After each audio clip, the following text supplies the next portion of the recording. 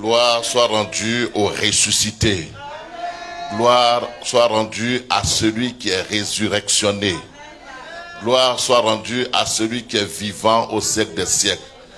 Gloire soit rendue à celui en qui nous sommes. Amen. Nous saluons tout le monde. Tout à l'heure, on va se saluer. Mais je vous salue dans le précieux nom de Jésus-Christ. Nous bénissons aussi le nom du Seigneur qui a permis que nos autorités ordonnent que nous célébrions la fête de Pâques. Nous bénissons nos autorités. Nous bénissons leur mandat. Nous bénissons ce pays. Nous bénissons tous ceux qui nous gouvernent. Que la grâce et la paix de notre Seigneur Jésus-Christ soient leur partage. Amen. On ne pouvait pas rester sans célébrer la Pâque, la Pessa. La Pessa, lorsque la mort passe au-dessus. Pessa, passer outre, passer au-dessus. Pessa, nous passons au-dessus. Nous prenons même le dessus. La Pessa, quand la mort est là, nous passons au-dessus. La Pessa. Quand on a dit que l'obstacle est là, nous passons au-dessus. C'est ça la Pessa. Rien ne peut me retenir parce que je passe au-dessus. Et dans la Bible, lorsque la Pessa a été célébrée, elle n'a pas été célébrée en Égypte. Elle a été célébrée hors de l'Égypte. Elle a été célébrée pour dire que nous ne sommes plus esclaves de Pharaon. Nous avons triomphé. Et nous nous réjouissons pour célébrer ce triomphe. C'est ça la Pessa. Et quand on la célèbre, on témoigne que nous, autrefois nous étions esclaves de Pharaon, du Seigneur. Parce que Pharaon veut dire Seigneur. Du Seigneur de l'Égypte. Mais notre Dieu nous a délivrés de la main de Pharaon et nous a mis au-dessus. Il nous a placés au large. Et ce jour-là, nous célébrons l'anniversaire de notre mise au large. Nous célébrons l'indépendance. Et ce jour-là, nous sommes en train de témoigner que c'est le début du commencement de la vie. Parce que nous étions en Égypte. Or, Égypte veut dire Misraïm, où on est dans la limitation. Donc, nous sommes sortis de la limitation. Nous sommes sortis de l'Égypte. Nous sommes sortis de là où on était à l'étroit. Et donc, c'est un nouveau commencement. C'est une nouvelle ère. C'est un nouveau début. Les gens n'ont pas bien compris l'écriture. Et il dit que nous sommes à la fin des temps. Non. Nous ne sommes pas à la fin des temps. Nous sommes dans le début des commencements. C'est-à-dire que la résurrection de Jésus, mais pas la résurrection. En principe, ce n'est pas bon français. Jésus est ressuscité, ce n'est pas bon français. Le bon français, Jésus est résurrectionné. Parce que la résurrection indique qu'il était mort et il est debout de la mort, mais il y a encore possibilité qu'il meure. Lazare est ressuscité. Cependant, Lazare n'est pas resté comme ça. Un jour, Lazare était mort. Or, Jésus est résurrectionné. C'est pourquoi il est dit dans Romains chapitre 6, je crois au verset 9, Romains chapitre 6, verset 9, je vais te dire ça parce qu'il faut que on proclame une parole ce matin. Romains chapitre 8, verset 9. Est-ce qu'on a un lecteur? Romains chapitre 8, Dorcas. Romains chapitre 8, verset 9. Dit, Romains chapitre 6, verset 9. Il dit quoi? Nous savons que... Oui. Je vais vous dire ça. Nous savons que... 9. Sachant que... Christ résurrectionné des morts ne meurt plus. Je m'avais te dit une chose. Christ résurrectionné des morts ne meurt plus. Et on va voir dans notre enseignement que quand il résurrectionne, nous résurrectionnons avec lui. Il crée, je vais choquer, un nouvel ordre mondial. Il crée de nouvelles terres. Il crée une nouvelle atmosphère. Et il inaugure une ère qui est une ère éternelle mais qui est sans fin. De sorte que ceux qui sont résurrectionnés avec lui rentrent dans une infinité de vie. Rentrent dans une vie éternelle. C'est pourquoi l'apôtre Paul dira que si quelqu'un est en Christ, alors que quand il résurrectionne, nous sommes en lui, est une nouvelle création. Ça veut dire quoi? Quand c'est quelqu'un résurrectionne, il résurrectionne avec Christ, mais il est d'une nouvelle identité. Il est une espèce de personne qui n'a jamais existé. Il vient en manifestation avec une nouvelle race. Avec une nouvelle race qui ne mourra plus, qui ne connaîtra plus la mort. C'est pourquoi Paul dira: ô mort, où est ta victoire? Ô mort, où est ton aiguillon? Vous savez ce que c'est que l'aiguillon? Quand vous avez une clôture, arrivez chez moi, vous allez voir que quand vous avez un portail, il y a des aiguillons. C'est des flèches. C'est des flèches qu'on ne peut pas regimber, qu'on ne peut pas sauter. Si tu sautes cette clôture-là, tu risques d'être piqué par les aiguillons, par les petites flèches qui sont là. Et donc la mort, elle est dans une neutralité de te vaincre, de triompher de toi, de t'atteindre, de te faire du mal.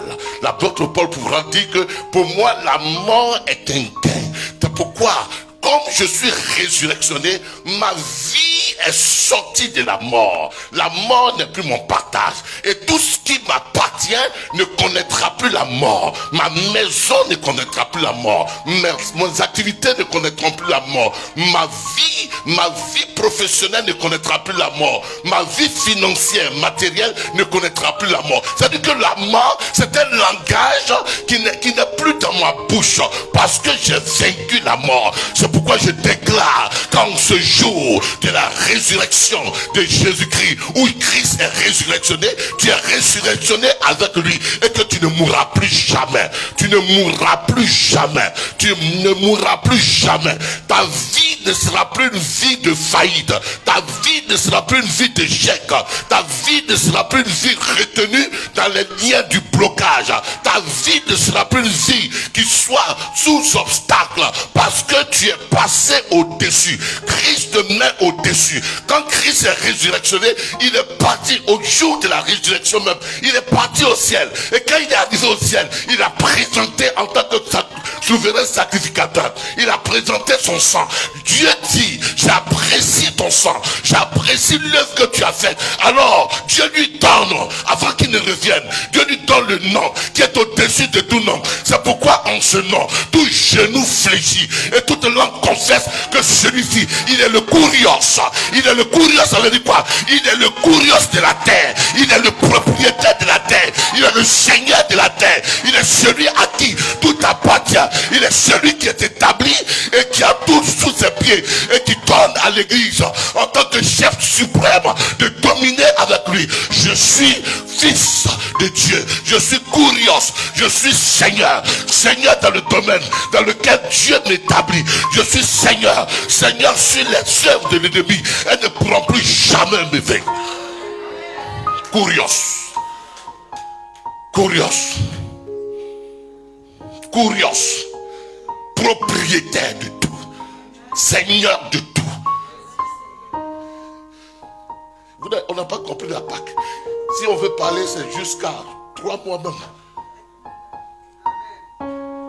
Il dit, le premier jour où Dieu donne ordre à Moïse d'instituer la Pâque, il dit, tu tueras un animal, un agneau sans défaut, préfigurant Christ. Mais il dira, on le mangera chacun dans sa maison. Chacun dans sa maison. Pourquoi chacun dans sa maison? La Pâque doit s'exprimer d'abord dans ta maison. Dans ta maison. Ta maisonnée doit être le lieu où on célèbre la Pâque. Et si ta maison est trop petite, alors tu viens en assemblée et vous célébrez la Pâque. Ce matin, je déclare que en vertu de l'œuvre que Christ a accomplie, en vertu de ce que Christ fut résurrectionné, et quand il était résurrectionné, tu étais là et tu es résurrectionné avec lui. Je déclare que ta vie familiale soit exempte de la mort. Ne connaisse plus jamais la mort. Je déclare que ta maison soit la chapelle de la vie. Je déclare que ton foyer soit le nouvel Éden et que tu sois dans le repos de l'Éternel dans cette maison. Je déclare que, il dit, mettez le sang sur le linteau des portes de chaque maison. Et quand l'ange de la mort viendra, qu'il baissa, qu'il passe outre. Je déclare que quand tu sortiras de cette fête et tu rentreras à la maison, tes pieds sont déjà sanctifiés. Tes pieds sont déjà oints. Et quand tu franchis la porte de ta maison, tu seras en train de prophétiser sur ta maison que la mort n'a plus lieu d'être dans ta maison. La mort est ruinée, est anéantie, est détruite de ta maison.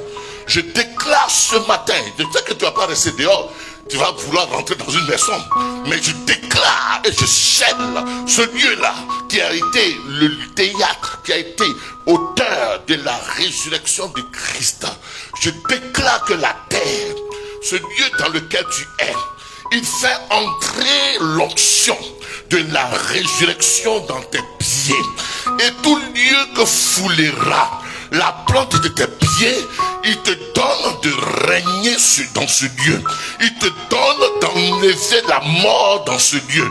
Il te donne d'ôter, d'anéantir tout ce qui est susceptible d'envoyer la mort dans ce lieu. Je déclare ce matin, quand tu entreras dans ta maison, dans ta couche, là où tu dors, là où tu te reposes, d'où tu es venu ce matin, je déclare que s'il y avait les stratagèmes de la mort dans cette maison, qu'elle soit mort physique, qu'elle soit mort morale, qu'elle soit mort matrimoniale, qu'elle soit mort financière, qu'elle soit mort sociale, quelle que soit la forme de la mort c'est l'inactivité, la mort c'est l'arrêt, la cessation d'activité. Je déclare ce matin que la vie de Christ soit communiquée à ta maison ce matin, à ton foyer ce matin, à ta vie ce matin. Je déclare que la maison de laquelle tu entreras soit un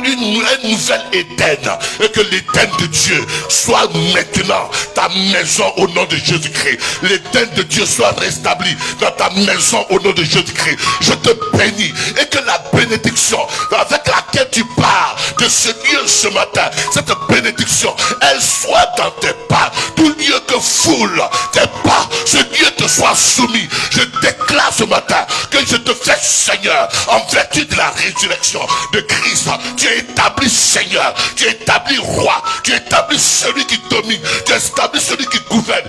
Et je déclare que ton domaine d'activité soit un domaine où tu règnes dans le nom de Jésus-Christ. Tu es béni de toute bénédiction dans les lieux célestes au nom de Jésus-Christ.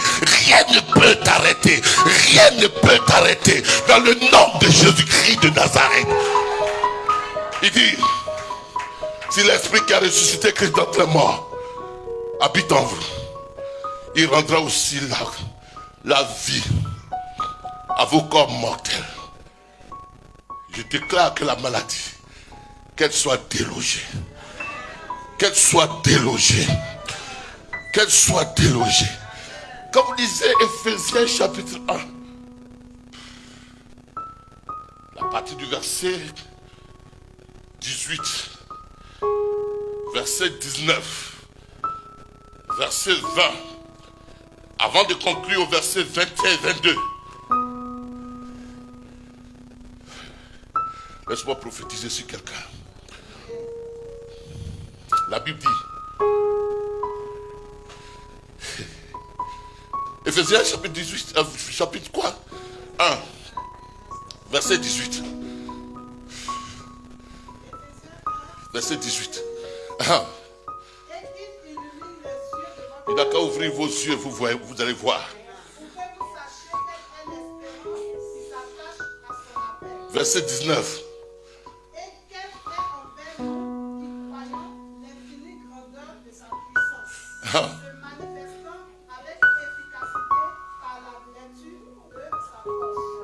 Oh, ils n'ont pas compris ça, ça c'est français. Ça veut dire quoi? Je t'explique. Quand Dieu a créé les cieux et la terre, il a dit simplement il a fait sans effort que la terre soit. Et sans effort, la terre fut. Mais, en vertu de la résurrection de Jésus, Dieu a mis toute son énergie. Dieu a mis tout son potentiel. C'est comme je peux dire, sois guéri. Et en vertu de la résurrection de Christ, toute mon énergie va être rassemblée. C'est pourquoi, quand il est mort, tout a tremblé. L'énergie va être rassemblée pour ressusciter Christ d'entre les morts. Parce que ce n'était pas Christ. C'était une nouvelle terre, un nouveau monde, une nouvelle histoire, un nouveau commencement en vertu de sa puissance. Et cette puissance-là, ni la mort, ni le monde des ténèbres ne pouvaient l'empêcher. C'est-à-dire que la résurrection de Christ, c'est Dieu lui-même qui, avec toute sa puissance, si tu veux sa dernière énergie, ressuscite Christ d'entre les morts. Et cette énergie avait pour fonction annihiler, annuler, détruire tout ce qui peut être négatif. Et c'est par cette vertu de sa puissance que toi tu as été manifesté. Je déclare que cette puissance, qui n'est pas une puissance qui diminue, qui dilue, mais qui est toujours en action, que cette puissance t'accompagne, que cette puissance te soit manifestée, et que devant quelques situations si difficiles, si grandes, si impossibles qu'elles soient-elles, que cette puissance fracasse, brise, anéantisse et détruise ce qui est difficile aux yeux des hommes. Je déclare maintenant qu'à partir de cette Pâque, rien ne te sera pénible, rien ne te sera difficile, rien ne te sera impossible, parce que la puissance est en toi, et en vertu de cette puissance, l'impossible deviendra possible.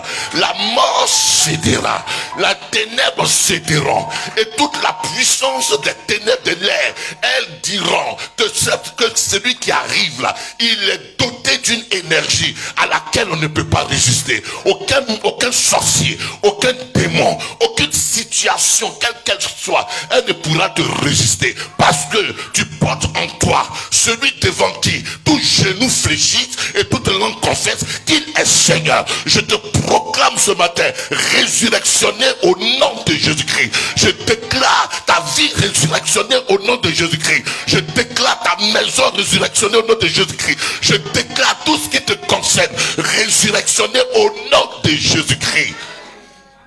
Dis Amen. Dis Amen. Est-ce que tu sais que tu es résurrectionné? Et que toi en Christ, Christ en toi, étant donné que Christ ne meurt plus, étant donné que si je vis, ce n'est plus moi qui vis. Il dit j'ai été crucifié avec Christ. Verset 19 de Galates chapitre 2. J'ai été crucifié avec Christ. Et si je vis, ce n'est plus moi qui vis. Donc ton ancien moi, ce n'existe plus. L'ancien homme n'existe plus. Ton ancien homme n'existe plus. La Bible déclare que l'acte dont les autres nous condamner, Christ l'a effacé. Donc par conséquent, tu ne mourras plus. De la mort dont tu es mort, dont sont morts tes parents, tu n'échoueras plus. De l'échec dont tes parents ont échoué, tu ne seras plus en arrière.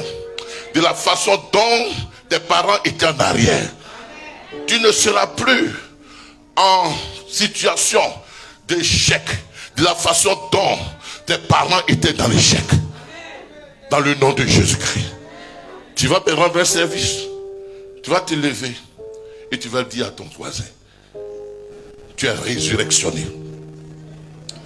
Et toi en Christ, Christ en toi, tu ne mourras plus jamais. Tu es résurrectionné. Toi en Christ, Christ en toi, tu ne mourras plus jamais. Tu es résurrectionné. Ta maison est résurrectionnée. La mort a été engloutie. Et la mort ne te vaincra plus. Dans le nom de Jésus-Christ. Amen. Amen. Est-ce qu'on peut acclamer le Seigneur? Veuillez vous asseoir.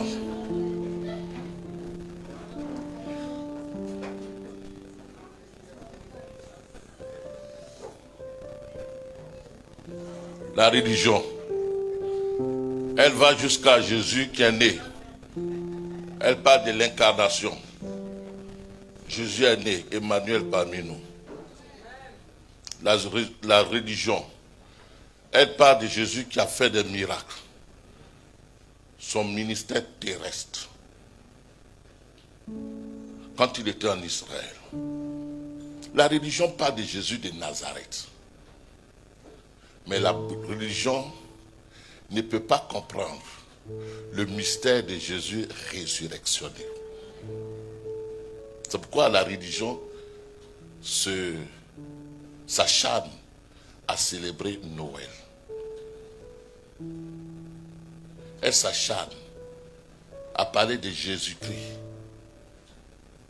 Mais elle ne peut pas aller au-delà de la mort, de l'ensevelissement, de la résurrection de l'ascension et de l'assise de Jésus.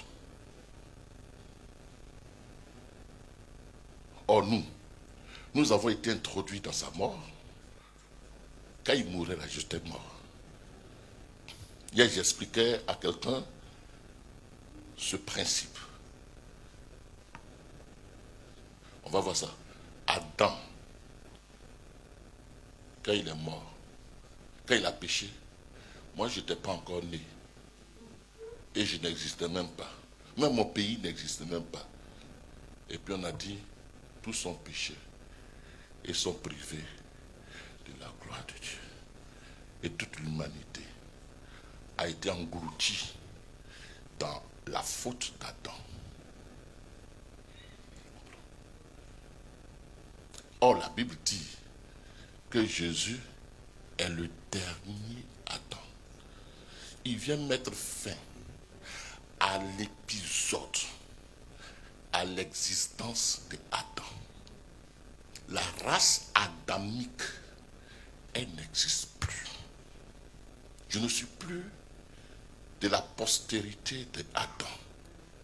Il crée une nouvelle race de personnes. Il crée une nouvelle terre. Donc quand vous ne comprenez pas Apocalypse, on va voir ça un jour. La nouvelle terre, la nouvelle race, il la crée. Et quand il résurrectionne avec son nouveau monde, son nouveau peuple. Il crée une nouvelle création. Alors, toi qui te convertis maintenant, ce n'est pas maintenant qu'il t'a sauvé. Il t'a sauvé il y a 2000 ans. Mais tu rentres maintenant, tu actives, comme j'ai parlé de mon iPad l'autre fois, tu actives la puce pour entrer au bénéfice de son œuvre à la croix. Donc tu crois, ah, je suis sauvé. Non, il t'avait déjà sauvé. Il faut que j'accepte Jésus. Non, il t'avait déjà accepté. Il faut que je me réconcilie. Non, Dieu lui-même s'est réconcilié déjà avec toi. Est-ce que vous comprenez? Si votre mentalité accepte ce que je suis en train de dire, vous allez marcher dans la victoire. Vous allez marcher. C'est une question de mentalité qui doit accepter. Ce n'est pas une question de doctrine. C'est une question de réalité, mais qui a été occultée à l'Église et même à l'humanité. On dit ta pièce d'identité a été délivrée par la préfecture de Bobigny. Ou ta pièce de carte de séjour. Mais tu es cependant comme tu ne sais pas. Tu es sans papier. Et pourtant, dans les registres de l'État, tu as déjà les papiers. Là où tu es là, si le policier t'attrape là, où sont tes papiers? Et je n'ai pas de papier. Tu t'appelles comment? Dakouri Marius. Né quand? Tant. Où? À Kwapeko. Ok. Quand ils vont checker, leur checking va révéler que tu es déjà citoyen français. Mais toi, tu ne le savais pas. Est-ce que vous comprenez? Est-ce qu'on se comprend? Mais comme tu ne le savais pas, tu vivais dans une ignorance qui t'amenait à ne pas jouir des avantages liés à la citoyenneté ou bien au fait que à la régularisation. Mais comme tu le sais maintenant, estime-toi heureux. Parce que tu n'es plus aider les gens à s'installer. Dis Amen. Et donc nous voulons voir ce matin dans ce temps d'idée, la Pâque, la toute suffisance du sacrifice de Christ à la croix, la toute suffisance du sacrifice de Christ à la croix. Pâques exprime la toute suffisance. Les amis, je vous dis de prêter attention. Parce que je ne veux plus me faire le devoir de prêcher pour prêcher. Je me donne le devoir de te sortir de l'ignorance. Il y en a qui disent que au culte on ne tombe pas. Il n'y a pas onction. On a fait ça. On a fait ça. Depuis 84, on a fait ça. Consacré pasteur en 92, on a fait ça. On est venu ici, on a fait ça. Et ceux qui ont plongé par-ci, par-là, qui ont hurlé, qui ont crié au cours de nos cultes, quand ils n'ont pas compris cette chose que je vous dis aujourd'hui, ils ont fini par rétrograder.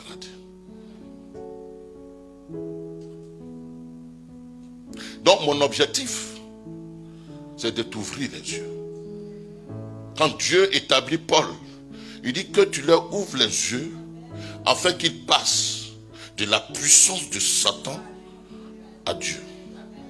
Donc, qu'est-ce qui fait que l'humanité est encore sous l'emprise de Satan? C'est parce que la force qu'on donne à Satan, c'est notre ignorance. Il se nourrit de notre ignorance.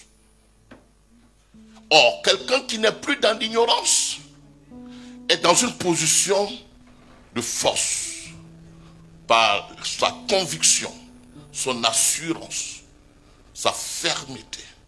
Vous voyez bien, c'est pourquoi la vérité sera toujours puissante. Parce que la vérité, elle est absolue. 1 plus 1, tu vas en Chine, tu vas partout, on te dira 2. Et cette vérité, elle ne change pas. Et donc, celui qui est dans la vérité, il est dans une assurance. Or, comment tu peux parvenir à la vérité si tu n'es pas, si on ne t'a pas éclairé? Tu n'es pas dans la connaissance. Donc, tu souffres, par exemple, des choses, tu subis des mensonges, les mensonges de Satan. Est-ce que tu sais que là où tu es ce soir, tu es plus grand que quelques occultes que ce soit, que quelques mystiques que ce soit? Est-ce que tu sais que ce qui retient tout le monde et ce dont tout le monde a peur, c'est la mort? Même le plus puissant, c'est la mort. Or, toi, tu as vaincu la mort. Si tu meurs, ce n'est pas une mort qui va s'arrêter. Ce n'est pas une cessation de vie. Tu continues de régner. C'est-à-dire que tu passes d'une sphère où tu as régné et tu atterris dans une autre sphère où tu règnes davantage. Donc toi, ton existence même est une existence de quelqu'un qui va régner. Mais Dieu veut que sur la terre, tu règnes pour manifester aux uns et aux autres qui ne le connaissent pas son existence. Donc toi, tu démontres Dieu.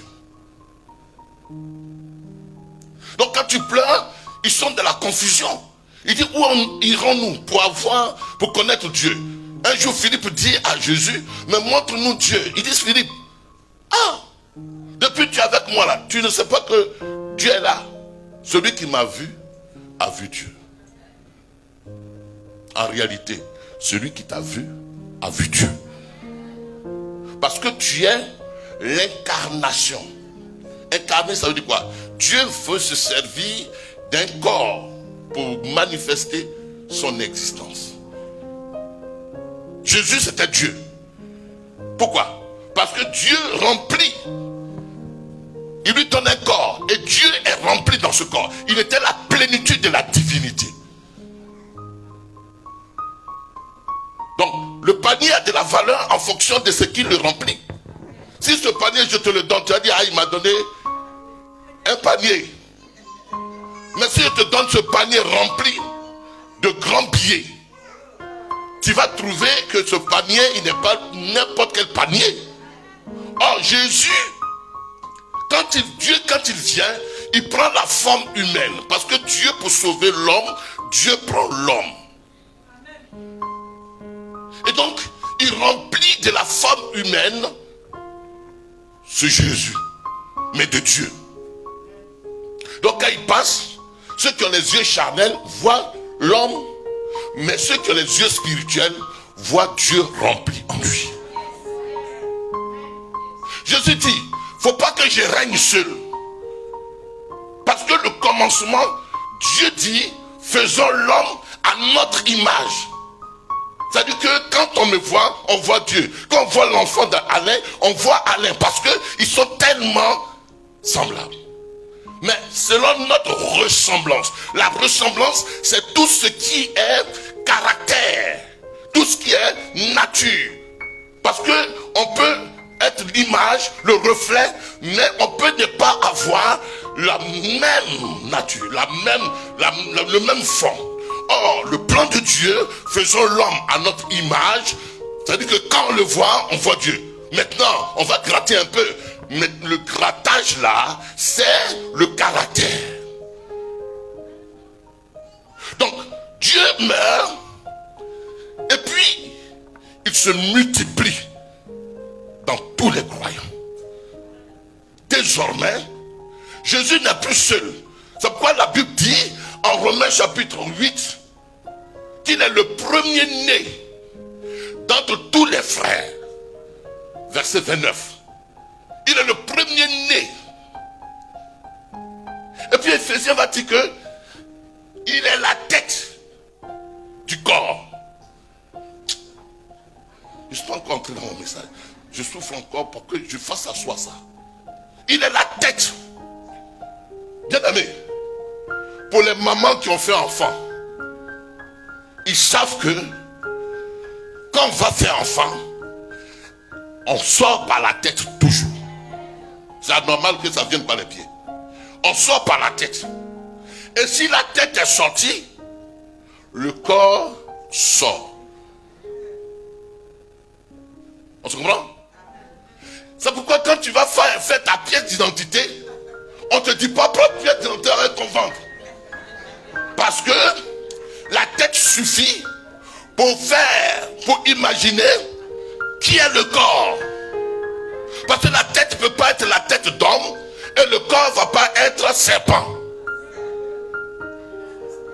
On se comprend? C'est pourquoi c'est contre nature que tu es la tête d'homme et tu es tout le corps poisson ou serpent ou autre chose.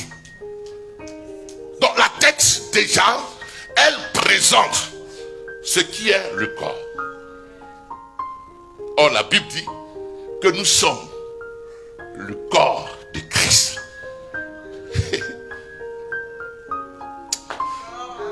Nous sommes le corps de Christ. Or la tête, c'est la tête qui communique au corps le réflexe. Le réflexe. Et comme ma tête, pardon, moi ma tête, elle est remplie de Bible, donc tout mon corps parle Bible. Dis Amen. Donc si Christ est ta tête, alors toi tu as le reflet. Il dit je suis le cep et vous êtes les sarments. La tête, et puis dit en Romains chapitre 11 verset 26 que si la tête est sanctifiée, tout le corps est sanctifié.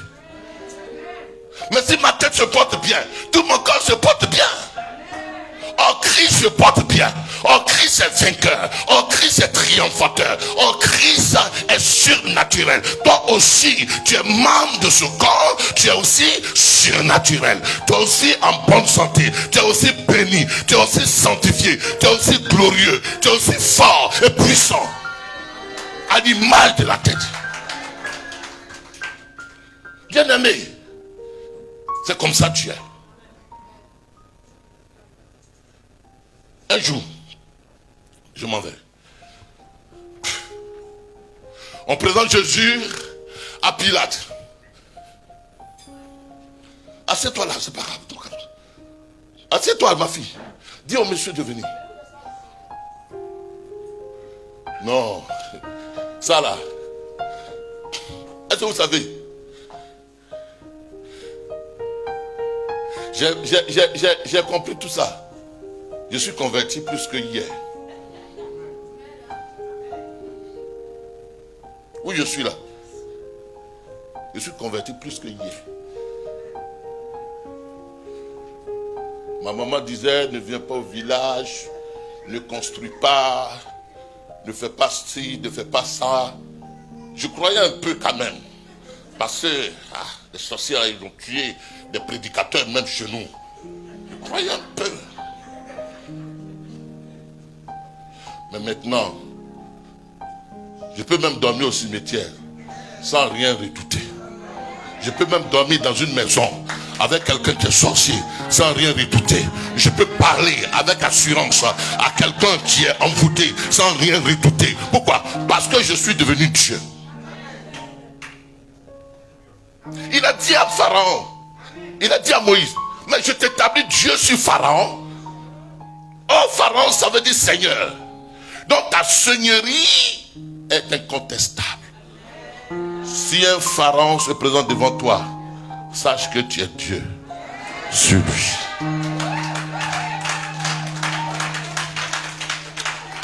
Si une situation se présente devant toi, sache que tu es Dieu sur la situation. C'est pourquoi quand tu ne pardonnes pas, tu montres que tu es inférieur. Quand tu ne donnes pas, tu montres que tu es inférieur. Quand tu ne bénis pas, tu montres que tu démontres ton infériorité ou tu démontres l'ignorance qui est en toi. Pourquoi? Parce que Hébreux 7,7 dit, c'est sans contredit. L'inférieur est béni par le supérieur. Je me suis plaint souvent à la maison.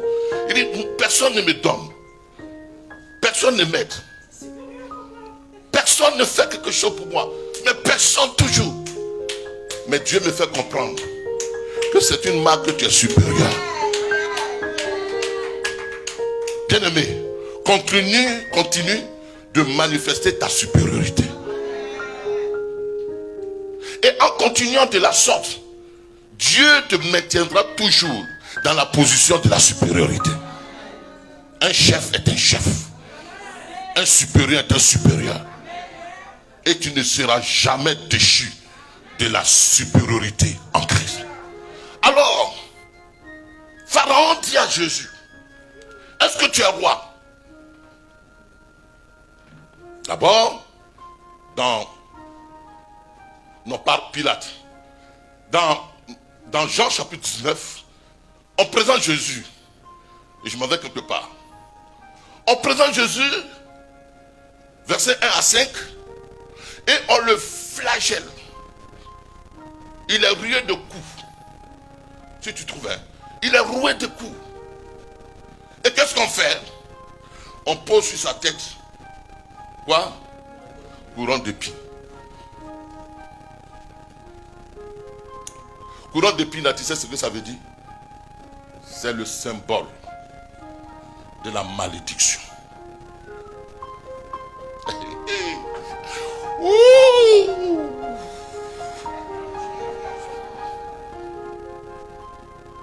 Quand Dieu voit que Adam a péché, il dit, Adam, à cause de toi, la terre va pousser des ronces. C'est à la sueur de ton front que tu vas manger. On expliquera ça une autre fois. C'est-à-dire que c'est avec peine que tu vas tirer ton pain. Tout travail que tu fais avec peine n'est pas un travail béni.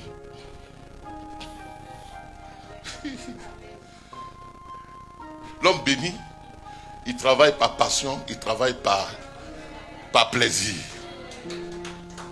il reçoit les bénédictions, mais pas avec peine. Je déclare cet après-midi que la peine n'est plus ton partage.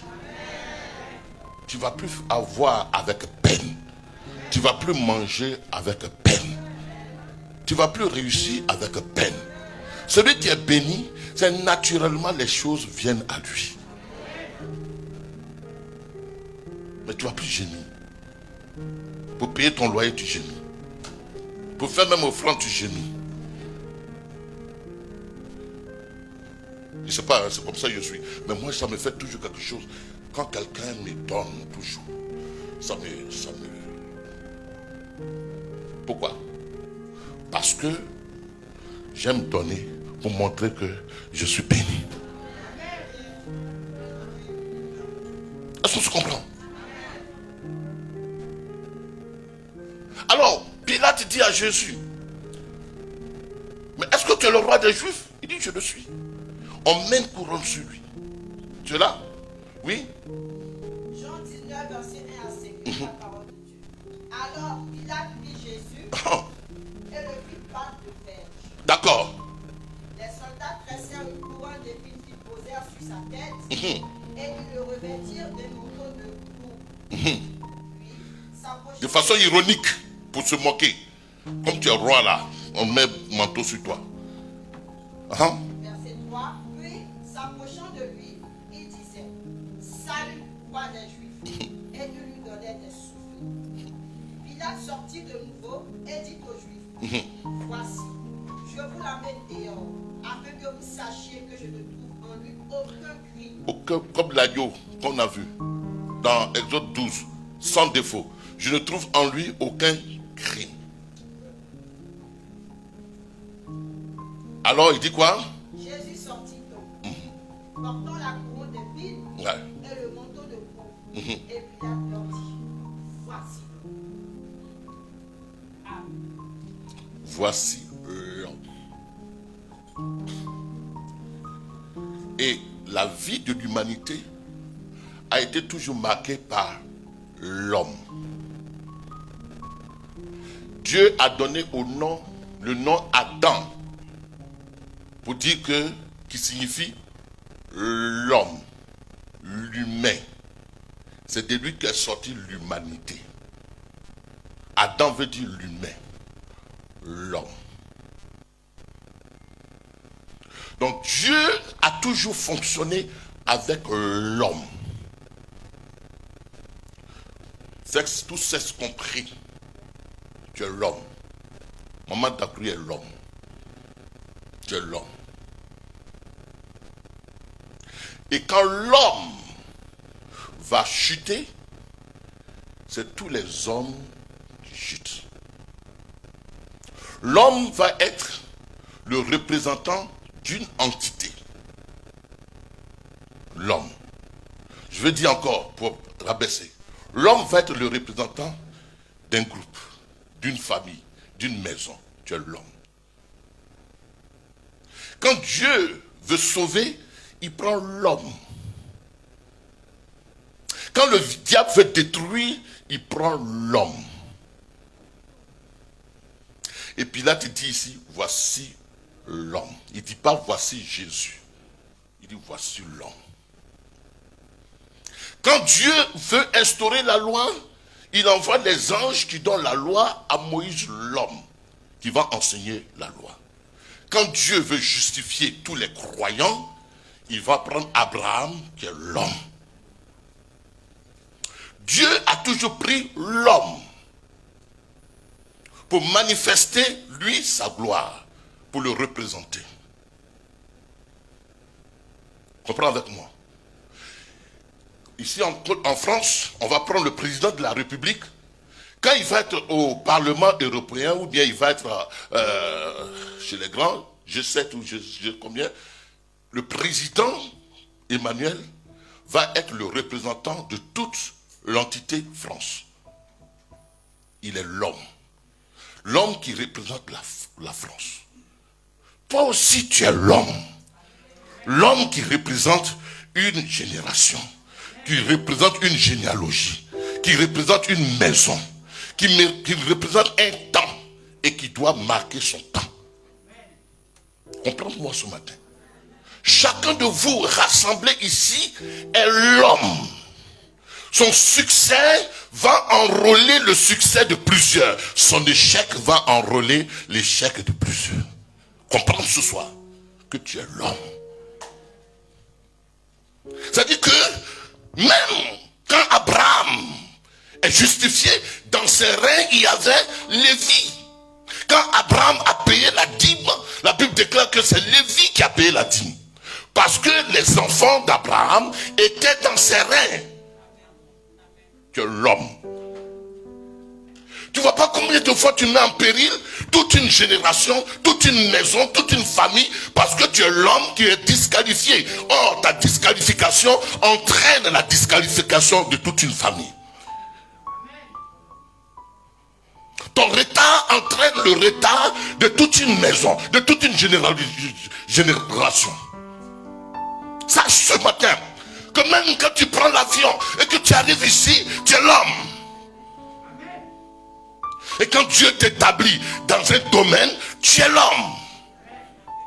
Donc, Pilate prophétise, il dit voici l'homme. Pourquoi? Parce qu'il y a un premier homme qui a échoué. Et donc, le dernier recours, le voici. Là où tout le monde a échoué, toi tu viens en tant que l'homme. Là où tout le monde a été maudit, toi tu viens en tant que l'homme. Là où tout le monde est tombé, toi tu viens en tant que l'homme. Parce que Jésus va être le dernier Adam, le dernier homme, le dernier recours. Ce matin, je suis en train de dire que tu es l'homme de la génération, tu es l'homme de ta société, tu es l'homme de ta famille, tu es l'homme de ton époque, tu es l'homme de cette église, tu es l'homme du secteur d'activité dans lequel Dieu t'a établi. Tu es l'homme. Et quand tu vas échouer, c'est toute la génération qui est en train de jouer. Je suis l'homme. Je suis l'homme de ma famille. Je suis l'homme de ma maison. Je suis l'homme de ma saison. Je suis l'homme. Il dit voici l'homme. Est-ce que tu es l'homme? Et cet homme-là, il va faire un travail. C'est ce que nous sommes en train de célébrer ce matin. Ce qu'il va faire n'est pas égoïste. Ça enrôle toute une humanité.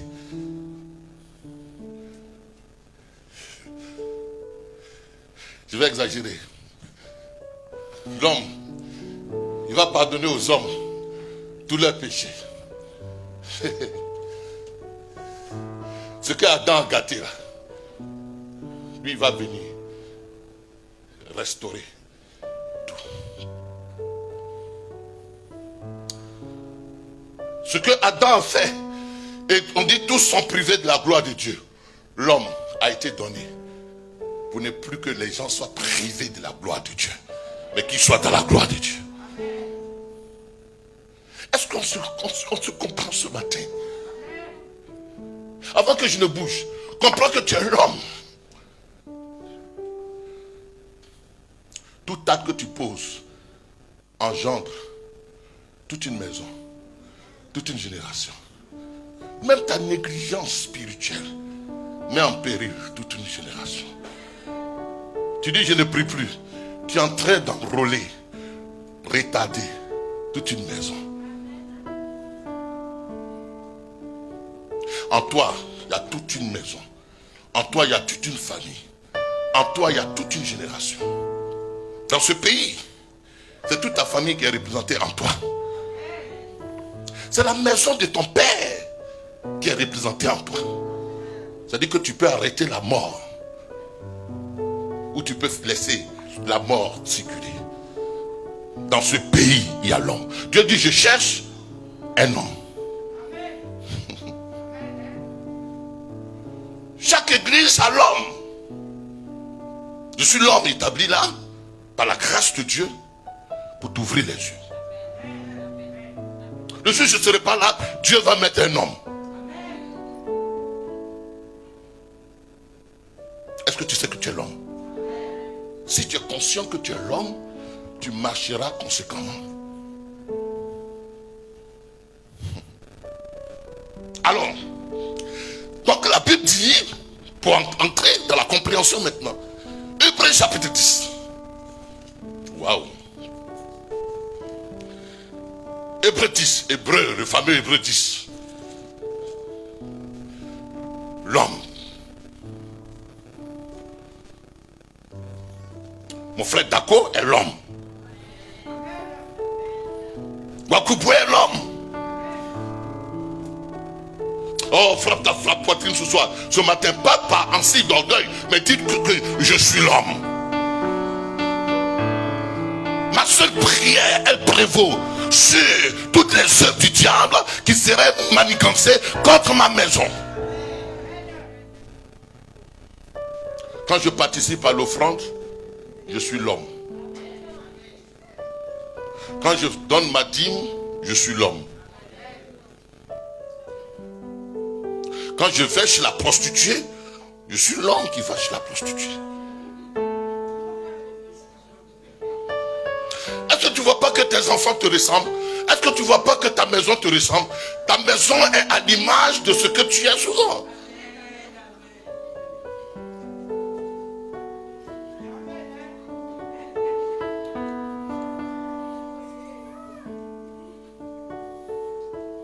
Tu es l'homme.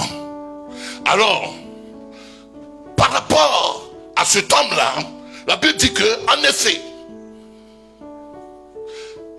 la loi qui possède une ombre des choses à venir et non l'exacte représentation des choses ne peut jamais, par les mêmes sacrifices que l'on offre perpétuellement chaque année, amener les assistants à la perfection.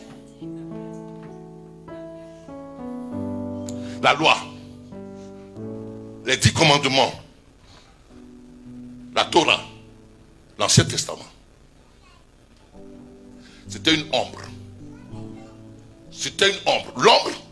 L'homme n'est pas l'homme. L'homme, c'est une projection de l'homme, mais ce n'est pas l'homme. On est d'accord? Alors, la loi n'est pas la réelle représentation. Qu'est-ce qu'il voulait dire? C'est que dans l'Ancien Testament, les gens faisaient des sacrifices chaque année. Ils tuaient des moutons, ils tuaient des bœufs, ils faisaient des offrandes, mais c'était l'ombre. Ce n'était pas la réalité. Pourquoi? Parce que, pour gagner du temps, parce que, au verset qui suit, autrement, n'aurait-on pas cessé de les offrir?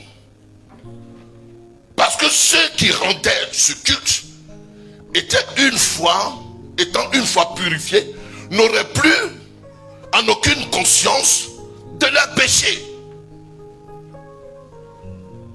Donc, ceux qui offraient les sacrifices, ils avaient toujours la conscience de leur péché. Ils avaient toujours en conscience qu'ils devaient renouveler ce acte. Que c'était insuffisant, inefficace. Parce qu'ils attendent l'année prochaine pour renouveler, pour réactiver, pour renouveler. Au point où ceux qui avaient des bergeries, les animaux commençaient à finir. Parce que chaque mois, toutes les fois qu'ils pêchent, il faut qu'ils fassent un sacrifice. Sacrifice. Holocauste. Et ces choses-là n'étaient pas suffisantes, n'étaient pas efficaces, n'étaient pas ce qu'il fallait. On est dans la Pâque, vous allez voir. Mais le souvenir, verset 3, le souvenir des péchés est renouvelé chaque année par ces sacrifices. Car il est impossible que le sang de bouc, le sang de taureau ôte les péchés. Jésus va venir maintenant, l'homme va venir.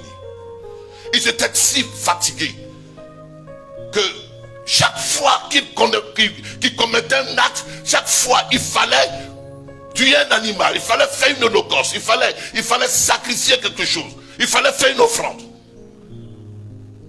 Et cela n'était guère satisfaisant aux yeux de Dieu.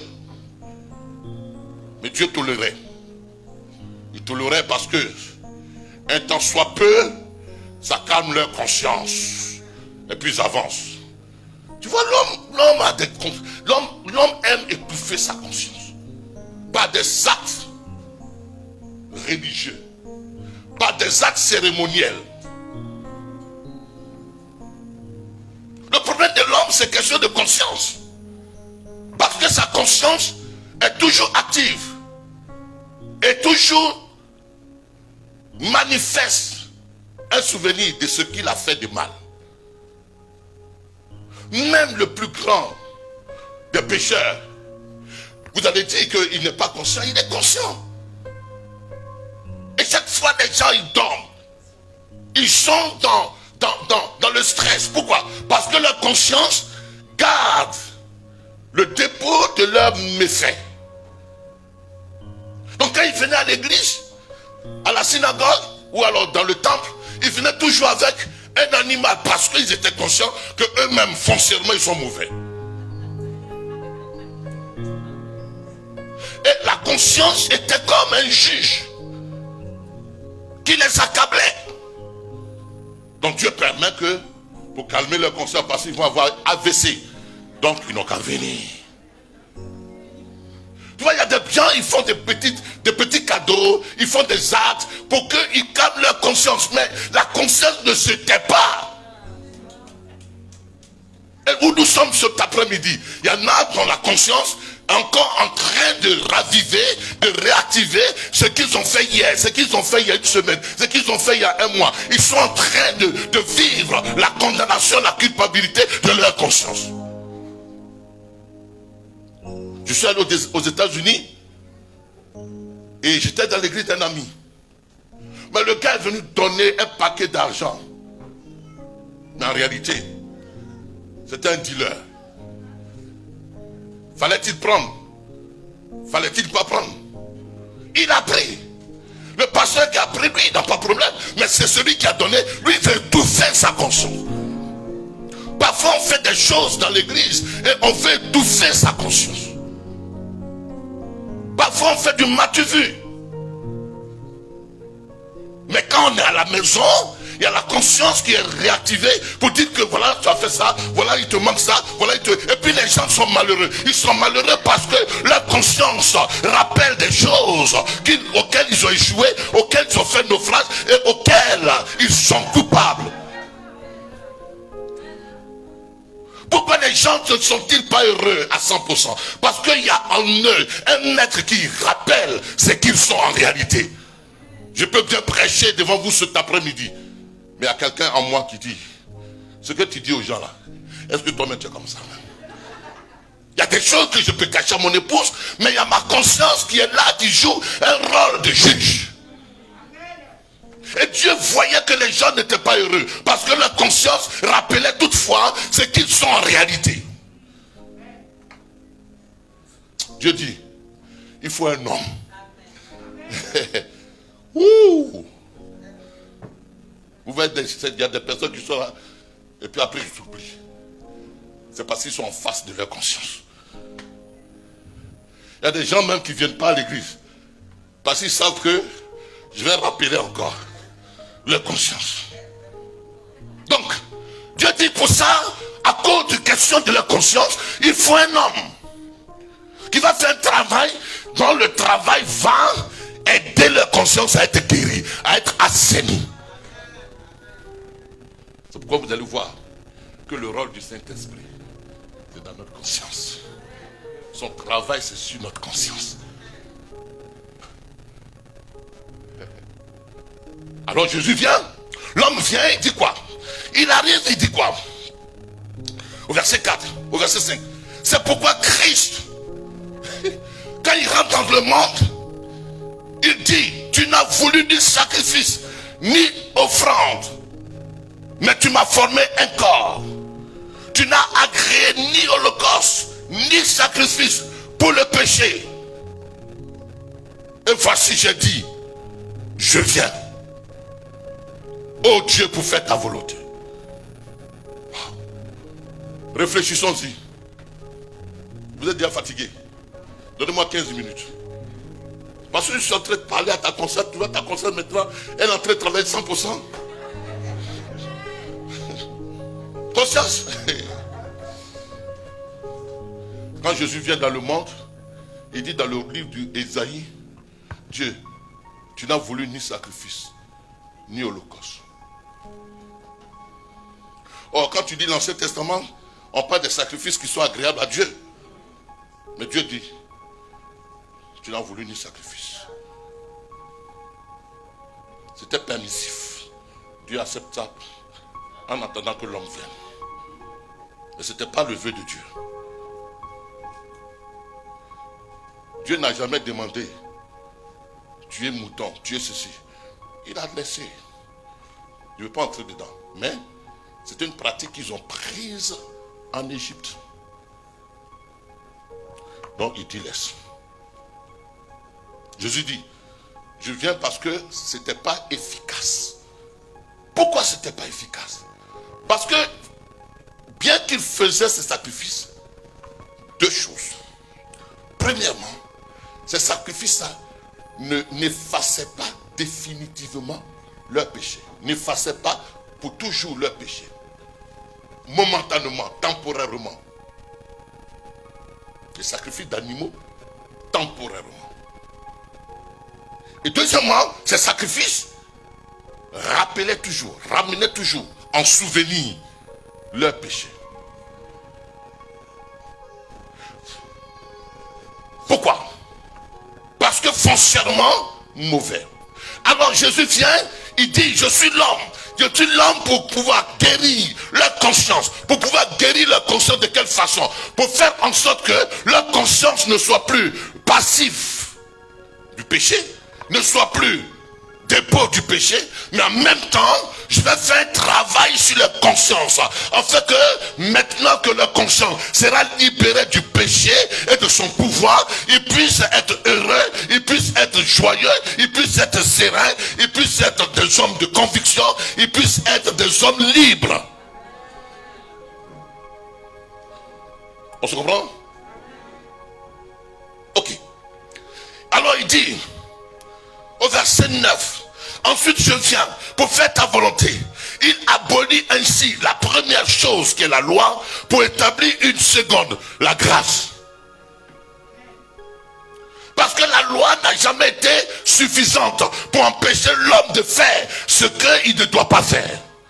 La loi montre qu'il ne faut pas faire. La loi ne donne pas la possibilité à l'homme de ne pas faire. La loi te dit ne touche pas, mais la loi ne te donne pas la force de ne pas toucher. Et tout le monde a la loi. Et cependant, ils font. Est-ce que vous ne savez pas qu'il faut donner offrande pour qu'on aille, on construit l'église? Tout le monde sait. Tout le monde peut prêcher. Mais tout le monde ne fait pas. Tout le monde sait qu'il ne faut pas toucher, il ne faut pas manger, il ne faut pas faire ça. Et tout le monde ne fait pas. Quand j'étais en Afrique, un jour, je me souviens clairement, j'avais donné bise, à ce pas qui, mais j'avais donné bise, et puis quelqu'un dit, un païen dit, pasteur aussi, il donne bise. Pasteur aussi. Tu vois, donc ils savent que le pasteur ne doit pas faire ça. Ils savent que l'homme ne doit pas faire ça. L'homme ne doit pas tromper sa femme. L'homme ne doit pas être méchant. L'homme ne doit pas être mauvais. Ils savent. Tout le monde sait. Mais personne ne le fait. Ça, c'est le problème de la loi. La loi te dira, sois gentil. Mais tu ne pourras pas être gentil. Pour cela, il faut l'homme. L'homme qui donne la grâce. La Bible dit que la loi est venue par Moïse, mais la grâce est venue par qui? Par Jésus. La grâce, elle est la provision. Jésus est la grâce. Lui-même, il t'aide. Lui-même, il fait ça à ta place. Lui-même, il te donne la provision. Il te donne la ressource. Il te donne les moyens. Il te donne la capacité. Ce n'est plus par ta force, mais c'est lui en toi qui te donne la capacité de pardonner. C'est lui par sa grâce qui te donne la capacité de pouvoir faire ce que la loi dit de faire. Il t'aide. C'est pourquoi il est long. C'est pourquoi il faut qu'il meure. C'est pourquoi il faut qu'il vienne. Alors, quand il vient, rapidement, j'ai 15 minutes, je finis. Qu'est-ce qu'il va se passer? C'est en vertu de cette volonté que nous sommes sanctifiés par l'offrande du corps de Christ, une fois pour toutes. Ah, Laetitia ne va pas loin, parce que là, je suis en train de toucher le nez. Nous sommes quoi? Sanctifiés pour combien de temps? Pour toujours. Le sacrifice de Jésus vient te sanctifier. Ça dit que viens laver ta conscience. Viens purifier ta conscience. Viens enlever la culpabilité dans ta conscience.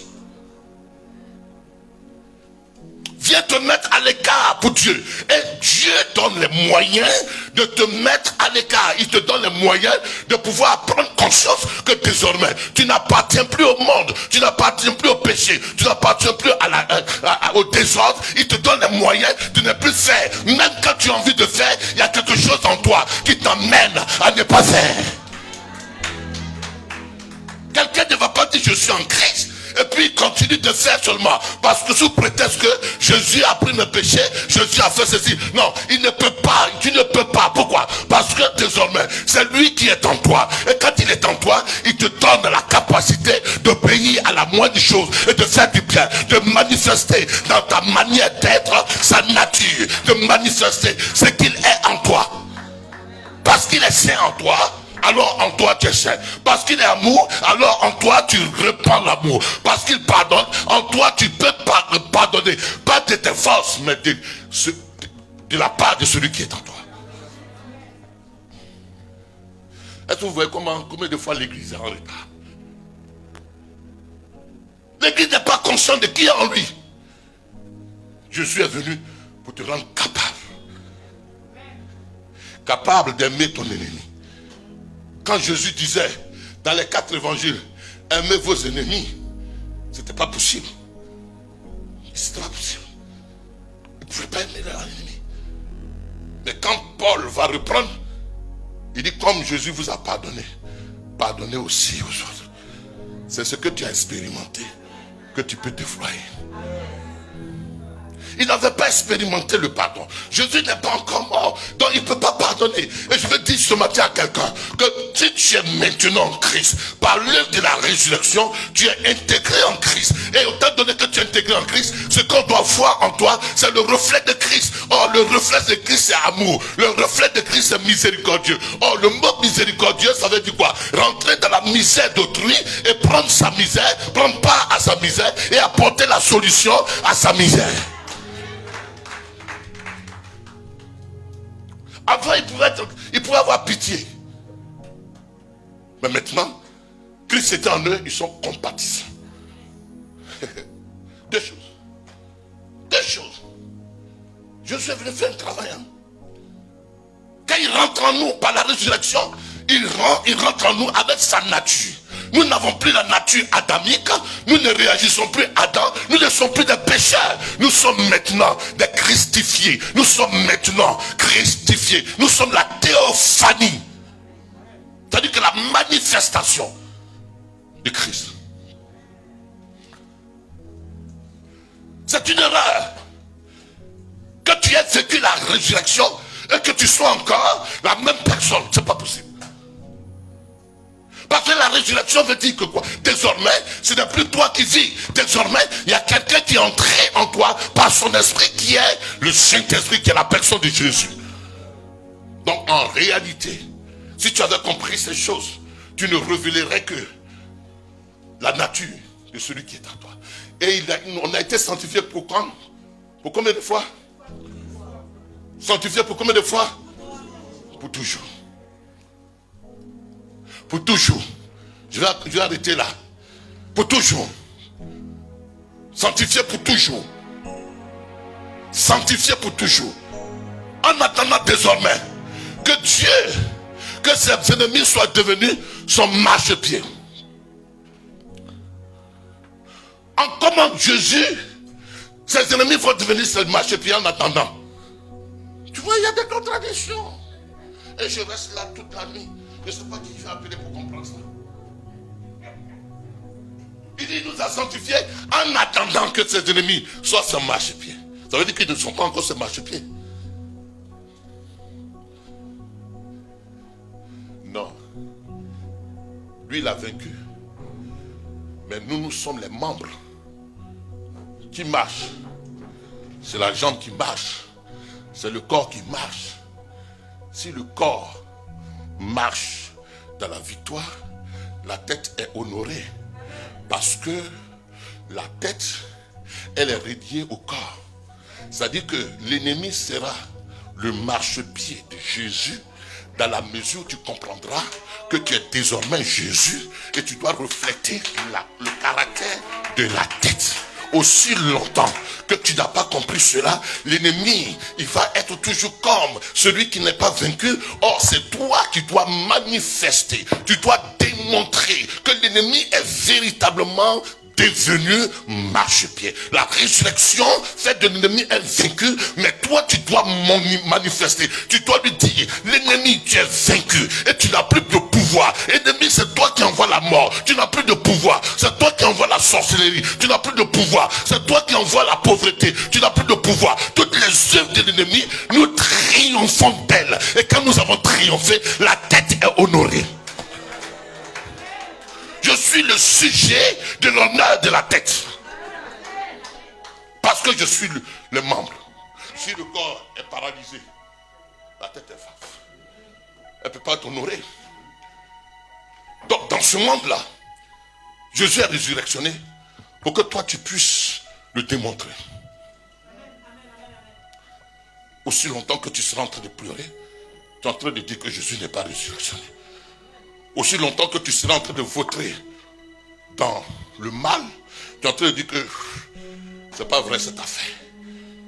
Mais aussi longtemps que tu seras en train de marcher avec assurance, avec conviction, avec fermeté, avec dévouement, avec toute la dièse, alors tu es en train de démontrer dans les membres la tête qui a triomphé. Je suis l'expression vivante du Christ vivant. Je suis l'expression vivante du Christ ressuscité. C'est-à-dire que je sais qu'il est ressuscité, mais c'est théorie aux yeux des hommes. Pour que cela soit une pratique, cela soit incontestable, il faut que le corps puisse manifester la résurrection vivante de Christ. Et c'est toi et moi. Est-ce qu'il y a quoi encore à dire? Il n'y a plus rien à dire. Plus rien à dire. Il n'y a plus rien à dire. Il dit, au verset 12, lui, après avoir souffert après avoir offert un seul sacrifice pour les péchés, s'est assis pour toujours. Le sacrificateur ne s'asseyait pas, mais lui s'est assis. C'est pourquoi la croix, il a dit, Tétélestai. Tétélestai, j'ai fait le travail. C'est à vous d'entrer dans le travail et de pouvoir prendre le travail. J'ai déjà tout fait. C'est à vous de prendre l'héritage et de manifester l'héritage. J'ai déjà tout fait. J'ai tout fait pour que tu ne sois pas pauvre. Parce qu'il dit qu'il a pris ta pauvreté afin que toi tu prennes sa richesse. J'ai tout fait. J'ai pris ta maladie pour que tu sois guéri. J'ai tout fait. J'ai vaincu le diable pour que tu sois vainqueur et plus que vainqueur. J'ai tout fait pour que toi tu puisses manifester l'héritage que je te laisse. Bien-aimé, ce matin, un défi nous est laissé. Le défi c'est de manifester, c'est de témoigner que Christ est véritablement en nous. Et parce qu'il est en nous, nous manifestons sa seigneurie, nous manifestons son règne. Parce que nous sommes la théophanie de Christ. Quand je suis pas la maman d'Akouria là, comment on peut savoir que d'Akouria est... Parce que je m'investis en elle. Comment tu peux savoir que l'église sur laquelle il y a une tête, parce que l'église, je me suis investi en elle. L'église reflète qui je suis. Donc tu reflètes qui tu penses que Jésus est. Ta nature reflète qui est ce Jésus en toi. Est-ce que c'est Jésus résurrectionné? Non. Jésus résurrectionné ne pleure plus, ne se lamente plus, n'est plus dans le chagrin, n'est plus dans l'affliction, n'est plus dans l'échec, n'est plus dans les déboires, n'est plus dans la bassesse, n'est plus dans... Il dit qu'il est saint. Donc tel qu'il est, tel que nous sommes. Et donc moi et toi, nous sommes maintenant Christ vivant dans cette société. Christ ressuscité ou résurrectionné dans cette société. Nous sommes la représentation, le prototype de Christ. Est-ce que tu crois cela? Est-ce que tu sais que tu es perfectionné pour toujours? Est-ce que tu sais que tu es parfait pour toujours? C'est ce qu'il dit, hein? Car une seule offrande a mené à la perfection pour toujours ceux qui sont sanctifiés.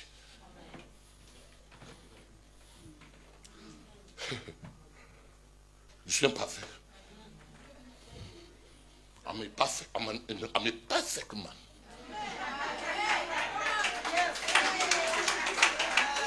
Tu es imparfait. Tu es une femme parfaite. Vous êtes parfait. Et ce que le monde sait de vous, c'est que vous êtes parfait. Mais le monde en sera davantage convaincu lorsque la déclaration de votre perfection sera la démonstration de votre caractère. Un citronnier ne peut produire que du citron. Un Africain ne peut mettre au monde que des bébés africains. Parce que la mélanine qui est en lui est une mélanine qui peut donner que des bébés africains. Même s'il a duré en France, qu'il a les papiers français, la mélanine qui est en lui donne une sémence de bébés africains. Alors je veux dire ce matin, tu es sûr que Jésus est ressuscité? Démontre-le. Alors il va dire, je conclue avec ce passage. Dans 2 Timothée chapitre 1, verset 9, il va dire, je termine avec ça. À 15, j'arrête. Il va dire, dans 2 Timothée chapitre 1, verset 9, il va dire cette parole. Oui, dis fort. 2 Timothée 1, verset 9. Oui. Nous savons bien que la loi... 2 Timothée 2 Timothée 1, verset 9. Il nous a fait quoi? Il nous a sauvés. Il nous a sauvés et nous a adressé une sainte vocation. Il nous a sauvés. Il nous a sauvés, c'est le passé composé. Mais dans un autre, dans le grec, c'est le temps ahuri, c'est-à-dire que c'est un temps déjà accompli. C'est déjà accompli. Je n'attends pas que je sois sauvé. Je suis déjà sauvé.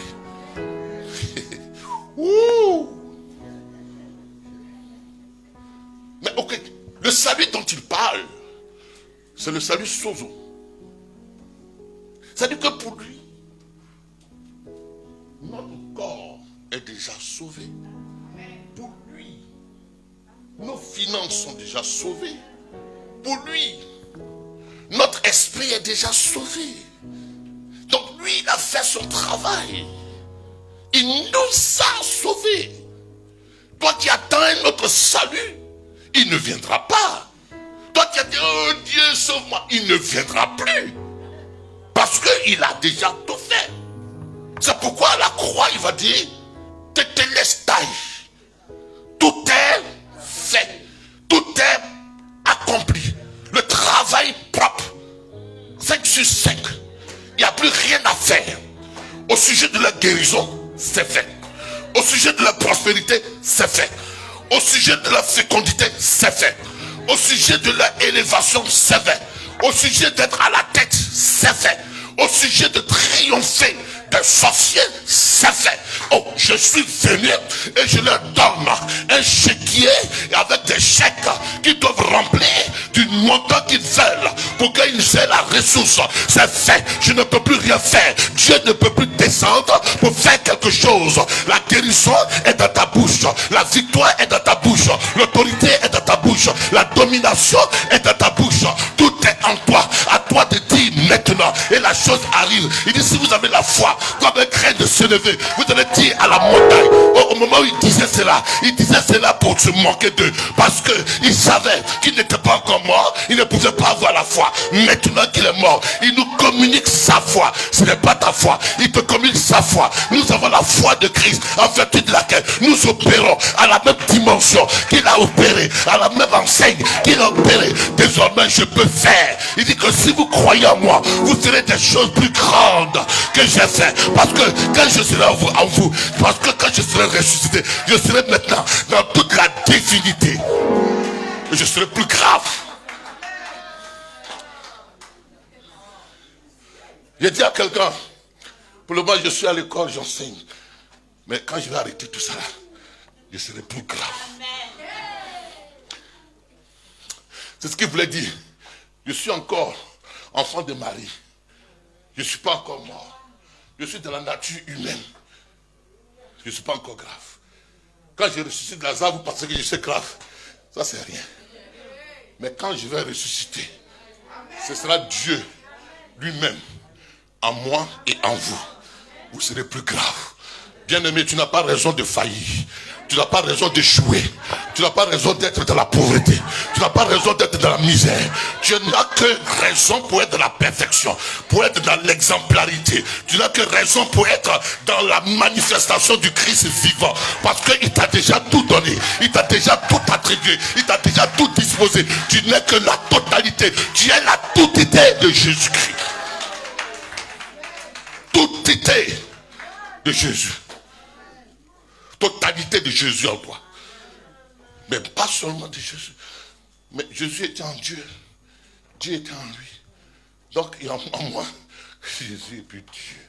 C'est Dieu qui a. Les amis, les anges même sont étonnés que Marie n'a pleuré encore. Les anges sont étonnés que maman Béda encore se lamente. Les anges sont étonnés que les gens sont encore dans la bassesse, dans le péché. Ils sont encore dans les yaïs. Les anges sont étonnés parce que nous sommes plus puissants que les anges. Nous sommes devenus de la nature de Dieu. Nous ne sommes plus. C'est pourquoi j'ai lu tout ça là. Par la résurrection, on n'est plus pécheur. Il n'y a donc aucune condamnation pour toi. Tu es devenu Dieu. Il dit quoi? Pour terminer. Non, à cause de nos œuvres. Est-ce que c'est à cause de tes œuvres?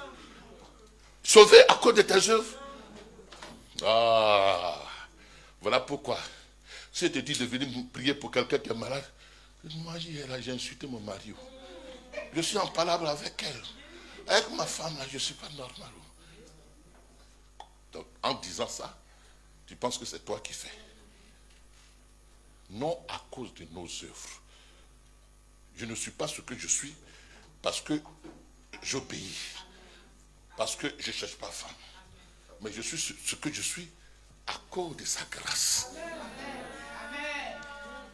Quand tu regarderas à tes défauts, tu ne pourras faire rien pour lui. Non à cause de nos œuvres. Mais selon son propre dessein. Écoute bien, je voulais te prêcher ce verset. Oui. Mais selon son propre dessein. C'est son propre volonté, son propre plan. Oui. Et selon la grâce qui nous a été donnée en Jésus. Lui-même, il te donne la grâce. Écoutez, tu n'as rien fait d'extraordinaire d'être chrétien. Pourquoi te compares-tu aux autres? Pourquoi te compares-tu aux autres? Et tu crois que tu es plus spirituel? Pourquoi tu les prends pour des démons? En leur disant qu'ils sont des démons, toi-même tu es en train de manifester que tu ne vaux rien, tu ne sais rien, tu ne comprends rien, tu n'as rien compris à la grâce de Dieu. Pourquoi en train de relever toutefois les défauts, les aléas, les chutes, le passé des uns et des autres? Pourquoi en train de faire le palmarès des gens qui ont failli, qui ont échoué? Pourquoi prends-tu le temps de pouvoir te supérioriser dans ton orgueil spirituel? Tu n'es rien que par la grâce de Dieu. Pourquoi tu es en train de dire, les pharisiens étaient comme ça. Ils disaient aux prostituées, qu'elles étaient prostituées. Jésus dit que même les prostituées vous dévanceront dans le royaume des cieux. Ils sont déjà dans le royaume des cieux. Ne prends pas tes œuvres pour te comparer à autrui. Ne prends pas ta façon de jeûner 3 fois par semaine pour te comparer à autrui. Tu jeûnes, c'est le Seigneur qui te fait la grâce. Il dit quoi? Donnez-moi, respirez 2 minutes, je finis avec ce verset. Oui. Avant les temps éternels et qui a été manifesté maintenant par la venue de notre Seigneur. J'ai fait école pour leur montrer ce que je suis. J'étais déjà comme ça avant que Jésus ne vienne. Avant les temps éternels. Je ne suis que l'apparition de ce que j'étais. Naturellement même. On dit il a changé. Il n'a pas changé.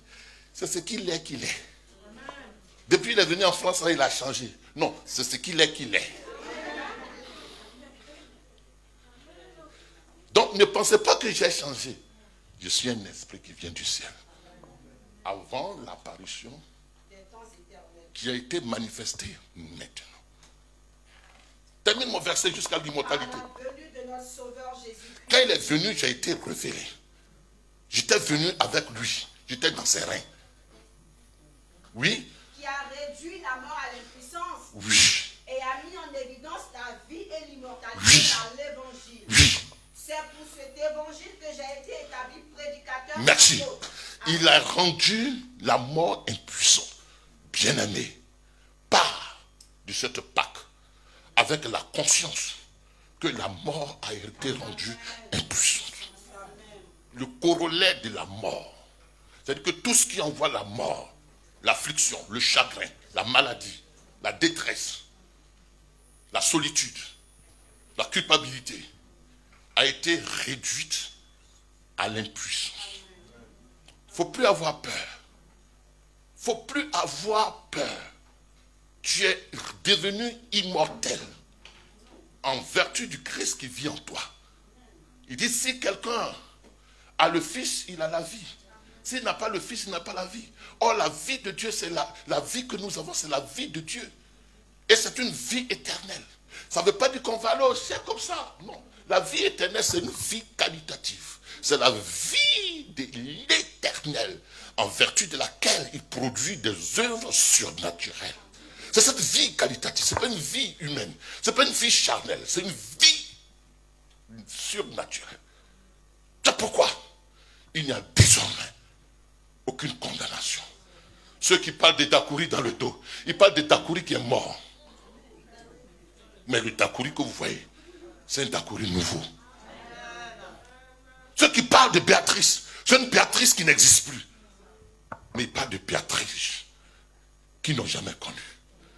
Du parti Béatrice que Dieu a théophanisé. Ce matin, tu as la vie, tu as la guérison. La résurrection te donne tout cela. Alors tu vas te tenir debout. Et tu vas lever les mains vers le Seigneur.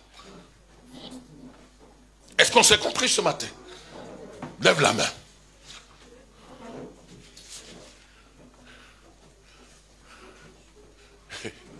Ouh!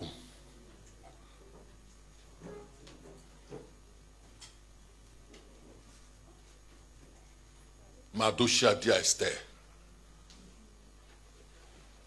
tu ne penses pas que c'est comme un temps comme celui-ci que tu es arrivé? Tu as été commissionné. Tu as été mandaté. Le problème pour lequel les gens échouent, ils ne connaissent pas leur commission, ils ne connaissent pas le mandat. Ils ne connaissent pas pourquoi on les a envoyés. Moi, je suis un esprit envoyé. C'est pourquoi quand je suis né, c'est ma mère qui m'a donné le nom d'Akouri, Okurida. Celui qui est descendu ici. Okurida. Da Okurila. C'est là qu'il est descendu. Mais il est descendu là pour manifester Dieu. Pour manifester tout ce qu'il y a au ciel, sur la terre, où il est descendu. Bien-aimé, je vais te dire, tu as été créé pour être impactateur dans un domaine spécifique.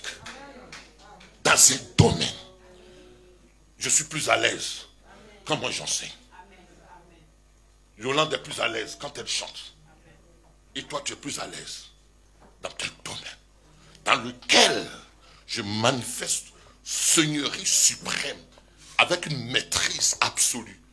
Parce que ce n'est pas de ma force, mais c'est par la souveraineté de la grâce qui est sur moi. Quel est le domaine? Ne dis pas que le mariage, je vais me marier. Le mariage, ce n'est pas un domaine. Tu as un domaine. Peut-être que Dieu, par esprit, te met en contact avec un païen ou bien avec une païenne pour que tu l'impactes. Mais tu as un domaine. Lève la main. Dis avec moi, Seigneur, tu es le Kurios. Et désormais, c'est toi qui vis en moi. Et tu fais de moi chef suprême. Celui qui domine. Kurios.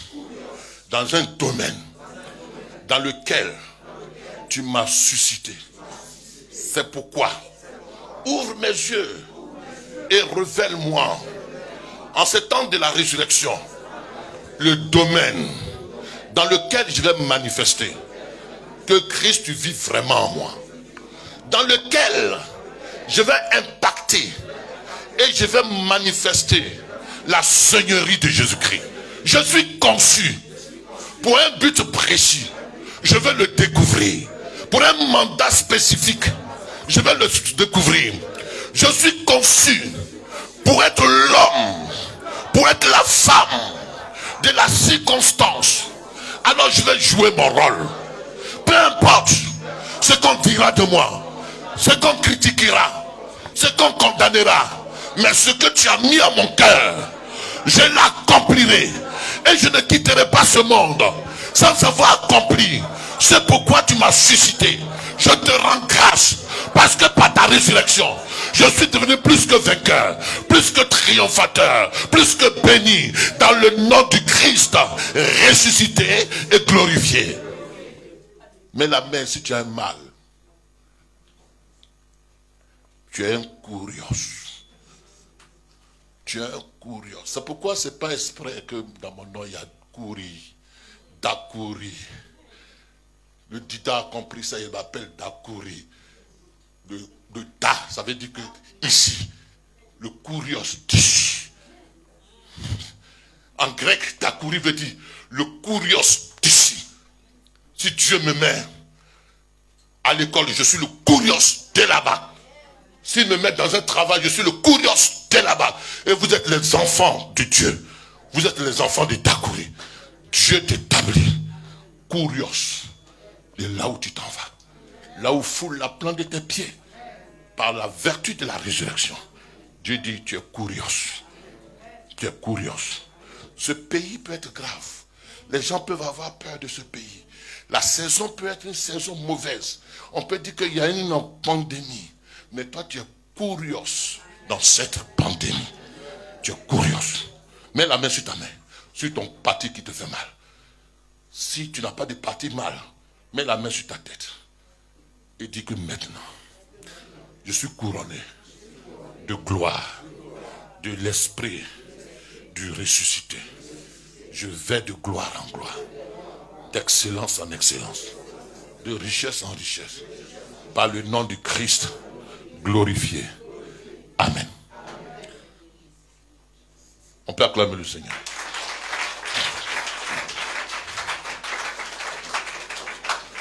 Ceux qui sont venus en retard,